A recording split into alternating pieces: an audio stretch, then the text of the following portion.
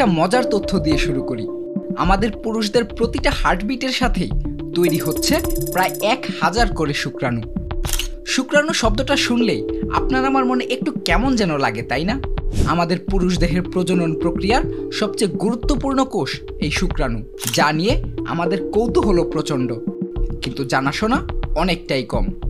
আজ আমরা আপনাকে দেখাবো একটা শুক্রাণুর পুরো জীবনযাত্রার শুরু থেকে একদম শেষ পর্যন্ত, অর্থাৎ এর জন্ম কোথায়, কিভাবে সে সাঁতার কাটে, কোন পথে এগোয়, কি কি বাধা অতিক্রম করে, আর শেষ পর্যন্ত কিভাবে ডিম্বাণুর সাথে মিলিত হয়ে একটি নতুন জীবন বা একটি নতুন প্রাণ পৃথিবীতে আনে। শুক্রাণুর গল্প শুরু হয় ছেলেদের কিশোর বয়স থেকে। ছেলেদের শরীর তখন ধীরে ধীরে বদলাতে থাকে, আর তখনই টেস্টিসের ভেতরে জন্ম নিতে থাকে ক্ষুদ্র ক্ষুদ্র কোষ।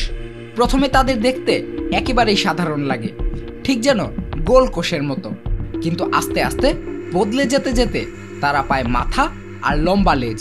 দেখলে মনে হয় যেন ছোট ছোট ব্যাঙাচি। শুক্রাণু তৈরির পুরো প্রস্তুতি শেষ হতে সময় লাগে প্রায় 2 মাস। তবে ছেলেদের দেহে থাকা সব শুক্রাণুই কিন্তু নতুন প্রাণ তৈরি করার প্রক্রিয়ায় অংশ নিতে পারে না। অনেক শুক্রাণু পুরুষ দেহের ভেতরেই নষ্ট হয়ে যায়, কিন্তু যেগুলো বেঁচে থাকে এবং যৌন সঙ্গমের পর যে শুক্রাণুগুলো বাইরে বেরিয়ে আসতে পারে, সেগুলোই অংশ নিতে পারে নতুন প্রাণ তৈরি করার এ প্রক্রিয়ায়।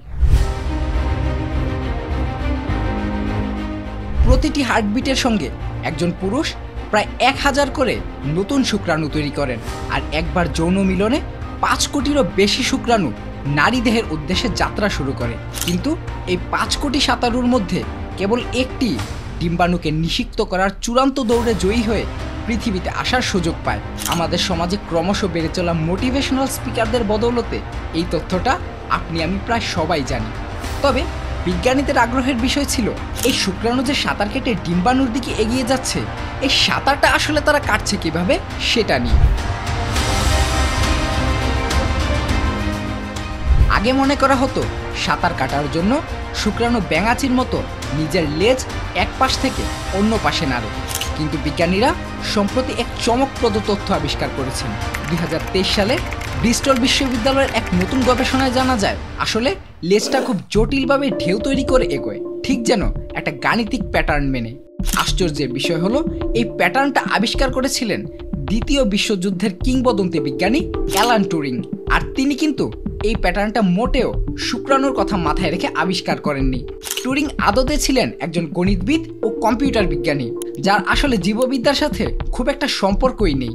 1952 সালে টুরিং দেখিয়েছিলেন রাসায়নিক বিক্রিয়া থেকে কিভাবে প্রকৃতিতে বিভিন্ন ধরনের প্যাটার্ন তৈরি হতে পারে, আর 2023-এ এসে বিজ্ঞানীরা দেখেছেন শুক্রাণু হুবহু টুরিংয়ের দেওয়া এই রিঅ্যাকশন ডিফিউশন তত্ত্বকে মেনেই সাঁতার কাটে। পুরুষ দেহ থেকে বের হওয়া তো হলো, এবার আসি শুক্রাণুর এগিয়ে চলার বিষয়ে। শুক্রাণুর এগিয়ে চলার পথ কিন্তু মোটেও সহজ নয়। প্রথমে নারী দেহের সার্ভিক্স পেরিয়ে জরায়ুতে ঢুকতে হয়, তারপরেই লম্বা এক গোলক ধাঁধা, যার নাম ফলোপিয়ান টিউব। আমাদের বাস্তব জীবনের মতোই এখানে এসে অনেক শুক্রাণুই ভুল পথে হারিয়ে যায়, অনেকগুলো আবার ক্লান্ত হয়ে থেমে যায়। অল্প কিছু শুক্রাণুই পারে লক্ষ্যে পৌঁছাতে। বিজ্ঞানীরা বলছেন ডিম্বাণু থেকে বের হওয়া রাসায়নিক সিগন্যালই এ সময় শুক্রাণুকে পথ দেখায়। আবার বিজ্ঞানীদের অপেক্ষাকৃত নতুন একটি গবেষণা বলছে শুক্রাণুর ভেতরে এক ধরনের রিসেপ্টর থাকে, যা খাবারের স্বাদ গ্রহণের মতো কাজ করে। এই রিসেপ্টরগুলো ডিম্বাণু থেকে আসা রাসায়নিক সংকেতকে বুঝতে পারে, ফলে শুক্রাণু যেন সেই সংকেতের স্বাদ নিতে নিতেই ডিম্বাণুর দিক চিনে এগিয়ে যায়। তবে ডিম্বাণুর দিকে এগিয়ে গেলে যে সফলতা নিশ্চিত তাও কিন্তু না। ডিম্বাণু সাধারণত 3 স্তরের একটি বর্ম দিয়ে নিজেকে সুরক্ষিত রাখে। এই বর্ম ভেঙে ভেতরে ঢোকার জন্য শুক্রাণুকে তার মাথার ক্যাপ বা অ্যাক্রোজোমে থাকা এনজাইমকে ব্যবহার করতে হয়। শেষে এক একটা শুক্রাণু তার মাথার স্পাইক দিয়ে জোরে জোরে ধাক্কা দিয়ে সেই সাথে লেজ নাড়িয়ে ডিম্বাণুর ভেতরে ঢোকার চেষ্টা করে।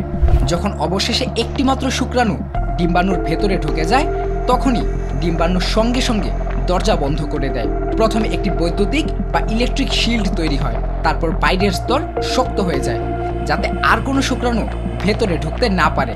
কারণ একাধিক শুক্রাণু ঢুকলে ভ্রূণ আর বাঁচবে না, আর সেই একমাত্র বিজয়ী শুক্রাণুই তখন নতুন জীবনের বীজ বপন করে, যার মাধ্যমে আমরা আসি এই পৃথিবীতে। একসময় মনে করা হতো শুক্রাণুতে শুধুই ডিএনএ থাকে, আর এর বাইরে শুক্রাণুর পেছনের দিকে থাকে একটি লেজ। কিন্তু সাম্প্রতিক এক গবেষণায় দেখা গেছে শুক্রাণুর গঠন আসলে এতটাও সহজ নয়। প্রকৃতপক্ষে এটি অত্যন্ত জটিল একটি কোষ। এর মধ্যে শুধু পুরুষের ডিএনএই থাকে না, থাকে আরও অনেক গুরুত্বপূর্ণ এপিজেনেটিক তথ্য, যা ভ্রূণের বিকাশ এবং ভবিষ্যৎ জীবনযাত্রাকে অনেক প্রভাবিত করতে পারে। কিন্তু একটা দুঃখের ব্যাপার হলো, বিজ্ঞানীরা গবেষণায় দেখেছেন বিশ্বব্যাপী পুরুষদের শুক্রাণুর মান দ্রুত নেমে যাচ্ছে। দূষণ, ধূমপান, অ্যালকোহল কিংবা মদ্যপানে আসক্তি, এসব কারণে পুরুষদের উর্বরতা আজ ভয়ানকভাবে হুমকির মুখে। বিশ্ব স্বাস্থ্য সংস্থার তথ্য অনুযায়ী প্রতি 6 জন পুরুষের একজন কোনো না কোনোভাবে বন্ধ্যাত্বের সমস্যায় ভুগছেন। শুক্রাণু আসলে ক্ষুদ্র একটা কোষ হলেও একে বোঝা মানেই যেন আসল জীবনকে বোঝা। এর প্রতিটি যাত্রা এক একটা মহাকাব্য। কোটি কোটি সৈনিকের লড়াই শেষে বিজয়ী হয় মাত্র একজন। আর মোটিভেশনাল স্পিকাররা তো সত্যিই বলেন, এতটা সংগ্রাম করে পৃথিবীতে হেরে যাবার জন্য তো আসেননি, তাই না?